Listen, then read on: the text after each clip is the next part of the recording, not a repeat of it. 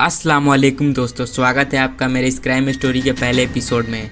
और मुझे आशा है कि आपको ये सस्पेंस भरी स्टोरी बहुत पसंद आने वाली है। तो चलिए इस स्टोरी को स्टार्ट करते हैं। 11 जनवरी 2013 सर्दियों का टाइम था। दिन के लगभग 12 बज रहे थे।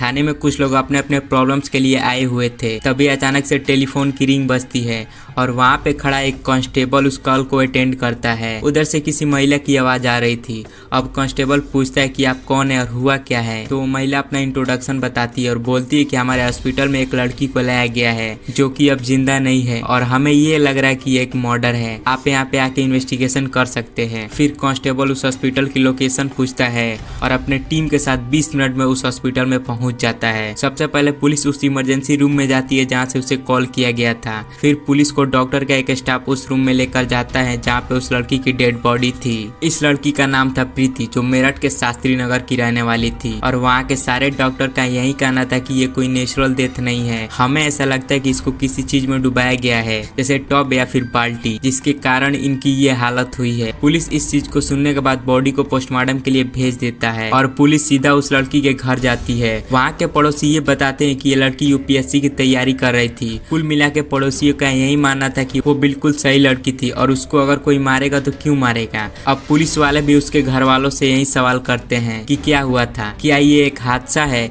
या फिर कुछ और। तो उसके घर वाले यही बताते हैं कि उसको हमने बाथरूम से उठाकर हॉस्पिटल लेकर गए थे और हाँ, उसका सिर प्लास्टिक के टब में डूबा हुआ था। यही सेम चीज उस डॉक्टर ने भी कही थी कि इनको किसी चीज में डुबाया गया था। अब पुलिस को 100% ये बिलीव हो जाता है कि ये किलिंग का केस है। पुलिस उसकी बहन से पूछती है कि उसको सबसे पहले किसने देखा था। तो उसकी बहन, जिसका नाम नेहा है, वो ये बताती है कि सबसे पहले उसी ने उसको वहाँ पे देखा था। फिर नेहा ने साकिब को कॉल किया था और ये सब सुनकर तुरंत वहाँ पे साकिब पहुँच भी गया था और फिर यही सब मिलकर उसको हॉस्पिटल लेकर गए थे। पुलिस ने लगभग घर के सारे सदस्यों से बात कर ली थी, सिवाय उसके पिता भीम सिंह के, जो एक ओएनजीसी इंजीनियर थे। जब ये सब हो रहा था तब वो भी घर पे ही मौजूद थे, लेकिन जब पुलिस वालों ने उनके बारे में पूछा तो वो उस टाइम पे घर पे मौजूद नहीं थे।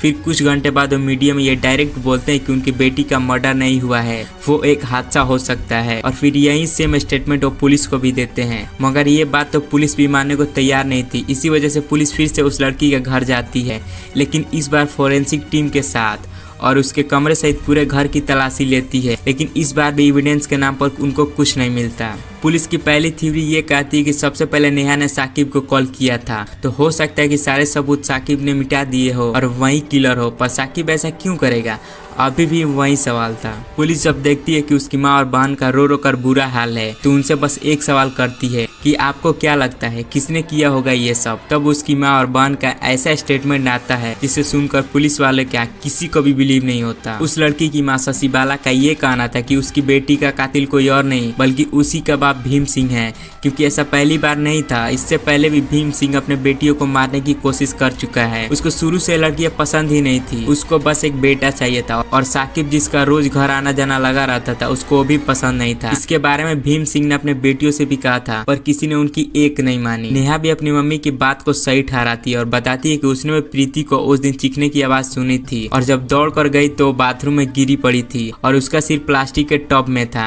अब पुलिस वाले साकिब से इंक्वायरी करती है तो वो भी यही बोलता है कि घटना के वक्त वो वहाँ पे मौजूद नहीं था, उसको नेहा ने कॉल करके बुलाया था। पुलिस प्रीति के घर वाले सहित पूरे रिलेटिव से पूछताछ करती है तो सभी भीम सिंह के तरफ ही इशारा करते हैं। अब 24 घंटे से ज्यादा वक्त बाद पोस्टमार्टम की रिपोर्ट भी आ जाती है, जिसमें ये मेंशन होता है कि प्रीति की मौत दम घुटने की वजह से हुई थी, जैसा पुलिस वालों को पहले से ही शक था। अब पुलिस सबसे पहले भीम सिंह को अरेस्ट करती है, उससे पूछताछ करती है। पहले तो इस बात को घुमाने की कोशिश करता है, लेकिन जब सही से पूछती है तो आखिर में कबूल कर लेता है कि उसी ने उसकी बेटी का कत्ल किया है। उसने अपने स्टेटमेंट में कहा कि सबसे पहले उसने अपने बेटी के सिर पे किसी भारी चीज से वार किया, जिसके कारण वो बेहोश हो गई। फिर उसे वो बाथरूम में घसीटते हुए लेकर गया, उसका मुंह प्लास्टिक के टब में डुबाए रखा जब तक कि वो अपने सांस से हार ना मान ले। पुलिस को भीम सिंह ने बताया था उसको ऐसा करने का थोड़ा सा भी अफसोस नहीं था और भीम सिंह को ऐसा करने के पीछे कारण वही था जो प्रीति की मम्मी ने बताया था। इसको एक लड़का चाहिए था, ना कि लड़की, और साकिब का इनके घर से इतना लगाव, ये भी एक रीजन था इन सब का। 14 जनवरी 2013 को इस केस को सॉल्व कर दिया गया और आरोपी भीम सिंह को कोर्ट में पेश किया गया, जहाँ से उसे जेल भेज दिया गया।